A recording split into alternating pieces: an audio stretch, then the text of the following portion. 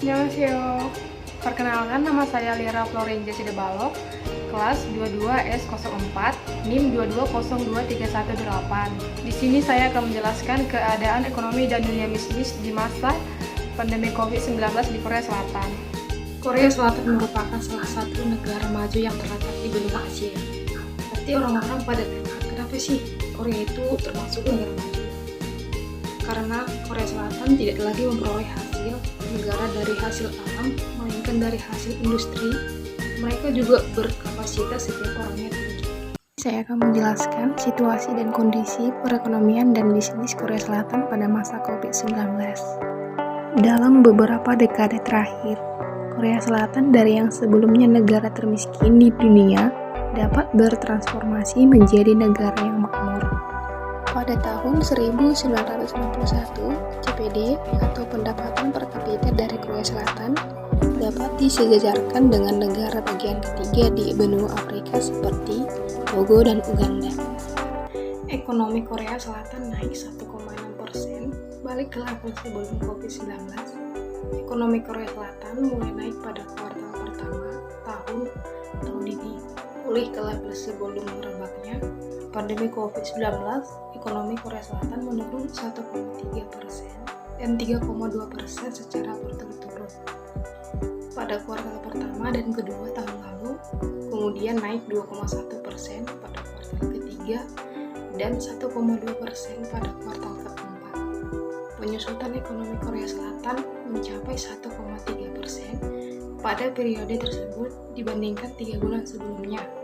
Dikutip dari AFP, penyusutan terjadi akibat pandemi virus corona. Pandemi telah membuat permintaan atau konsumsi di negeri ginseng tersebut menurun, sehingga menekan pertumbuhan ekonomi. Bank tersebut menyebut kontraksi ekonomi Korea Selatan pada tahun ini menjadi yang terparah sejak krisis finansial melanda dunia 2008 lalu. Korea Selatan termasuk salah satu negara yang paling awal terkena dampak virus corona.